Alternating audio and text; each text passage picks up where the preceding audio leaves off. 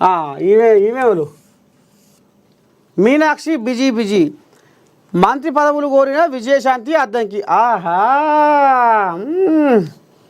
ఎంపీలు కార్పొరేషన్ చైర్మన్లతో విడివిడిగా భేటీలు. సికింద్రాబాద్, నాగర్ కర్నూలు, వరంగల్ నేతలతో సమీక్షలు. సరైన సందర్భంలో అర్హులకు పదవులు వస్తాయని విజయశాంతి. టీపీసీసీ క్రమశిక్షణ కమిటీ చైర్మన్గా ఎంపీ మల్లు రవి బాధ్యతలు. మీనాక్షి పీసీసీ చీఫ్లతో భేటీ.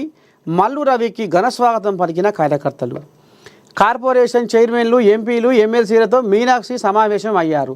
ఈ సందర్భంగా అధికార పార్టీ నేతల్లో ఉన్న పురపొచ్చాలు, వారి మధ్య నెలకొన్న సమస్యలను సరిదిద్దే పనిలో పడ్డారు. ఈమెకి ఇదే పని. ఇక పొడు నుంచి పొడుదాకా ఎవరెవరికి తీర పంచాలు పుడుతున్నాయి, ఎవరెవరిని దారిలోకి తీసుకురావాలి, ఎవరెవరు సీనియర్లు, ఎవరెవరు నడవంగా వచ్చి పార్టీలో జొరబడి పెత్తారం చేస్తుర్రు అంటే ఈ మొత్తం నిఘా.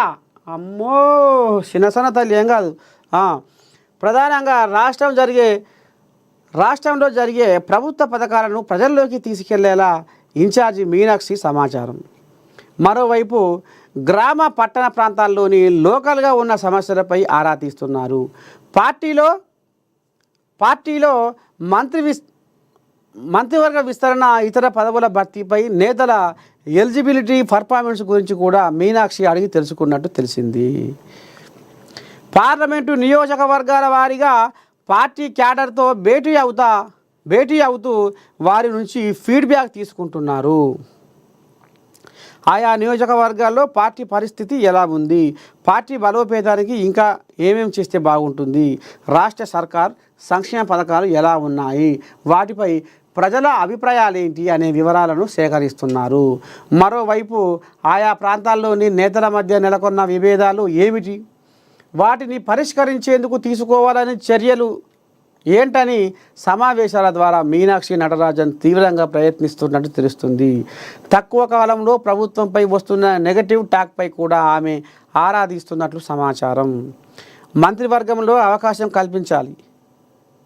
కాంగ్రెస్ పార్టీ తెలంగాణ వ్యవహారాల ఇన్ఛార్జి మీనాక్షి నటరాజన్ ఆధ్వర్యంలో వరుసగా సమీక్షలు, కీలక సమావేశాలు జరిగాయి. పార్టీ పునర్వ్యవస్థీకరణ, కేబినెట్ విస్తరణ, నేతల లోపలి అసంతృప్తి అన్ని అంశాలు ఈ సమీక్షలో కీలకంగా చర్చకు వచ్చాయి. ఈ సందర్భంగా కాంగ్రెస్ ఎమ్మెల్సీలు అద్దంకి దయాకర్, సినీ నటిగా పేరు పొందిన మాజీ ఎంపీ విజయశాంతి రామనమ్మ మీనాక్షి నటరాజన్ను ప్రత్యక్షంగా కలిసి మంత్రివర్గంలో తమకు అవకాశం కల్పించాలని స్పష్టంగా కోరారు. విజయశాంతి అయితే మరింత స్పష్టంగా బీసీ కోటాలో నాకు మంత్రి పదవి కావాలని 15 నిమిషాల పాటు మీనాక్షితో ప్రత్యేకంగా చర్చించినట్లు సమాచారం. పార్టీకి తన గతంలో బీజేపీని వీడి తిరిగి కాంగ్రెస్లో చేరడం, గత ఎన్నికల్లో ఆమె చేసిన ప్రచారం వంటి చూపిస్తూ ఆమె బలమైన వాదనలు మీనాక్షి ముందుంచినట్లు తెలిసింది. అద్దంకి దయాకర్ కూడా తాను జిల్లాలో బలమైన నేతనని, పార్టీకి మద్దతుగా గలమెత్తినందుకు మంత్రి పదవి కల్పించాలని కోరినట్లు పార్టీ వర్గాల్లో చర్చ కొనసాగుతుంది. మొత్తానికి నిన్న మొన్న ఆడంగిడంగా అయ్యో వీళ్ళకు కూడా ఇస్తే బాగుంటుంది కదా అని ఎమ్మెల్సీ ఇస్తే ఇల్లు ఇప్పుడు ఏకంగా మాకు బుగ్గ కారే కావాలి అంటూ, మాకు ఈ ఎమ్మెల్సీ సరిపోదు, మాకు బుగ్గ కారే కావాలని ఇక ఓ దిక్కు రాములమ్మ, ఇక ఇంకో దిక్కు అద్దంకి దయాకర్ పట్టుబడుతుర్రు అట. ఉమ్మడి నల్గొండ జిల్లాలో నేను బలమైన నేతని అని ఇప్పుడు ఆయన కూడా ఓ దిక్కు చెప్పుకుంటున్నాట.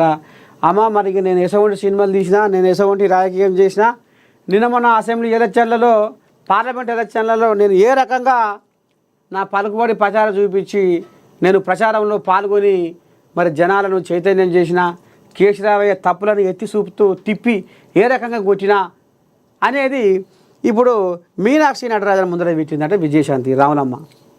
మొత్తానికి ఇక ఇప్పుడు మీనాక్షి నటరాజన్కు ఏ పెద్ద కష్టకాలమే వచ్చి పడదుల్లా. ఇటు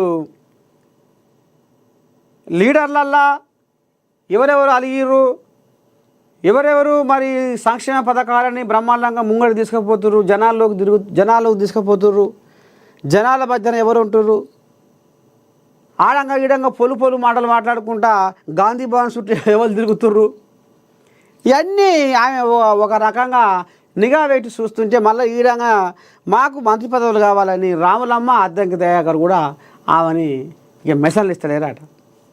ఎట చేసి తల్లి నీ దయ అన్నట్టుగా ఉన్నది కథ. చూడాలి మరి రేపు ఎట్లా ఏంది ఏం కథ, మంత్రి పదవులు ఎవరికి వస్తాయి ఏంది అనేది చూద్దాం.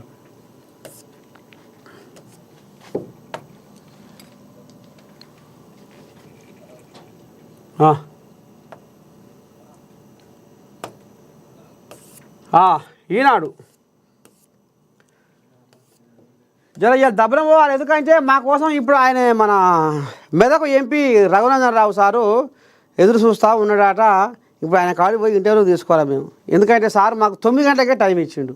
ఇక ఆయనకి ఇక్కడ పని ఉందట, దబ్బన పోవాలి తాత జర తొందరగా రా అన్నాడు. ఇప్పుడు పోవాలి, ఇంకొక వార్త తగ్గిపోతా. లోతైన పరిశీలన తర్వాతే యువ వికాసం, నేడు ప్రారంభించాల్సిన ప్రక్రియ వాయిదా. మంత్రులతో భేటీలో సీఎం రేవంత్ రెడ్డి కీలక నిర్ణయం. కాళేశ్వరంపై విజిలెన్సు, ఎన్డీఏసీఏ నివేదికలపై సమీక్ష. 5న మంత్రివర్గ సమావేశం, అందులో ఉద్యోగుల సమస్యలపైన చర్చ.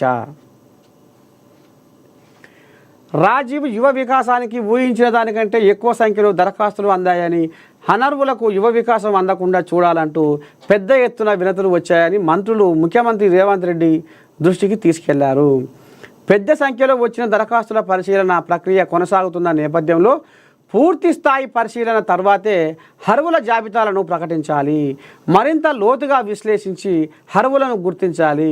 ఒక్క అనర్హుడికి కూడా రాజీవ్ యువ వికాసం ద్వారా లబ్ధి చేకూరవద్దు. ఈ అంశంపై క్యాబినెట్లో చర్చించి నిర్ణయం తీసుకోవాలి.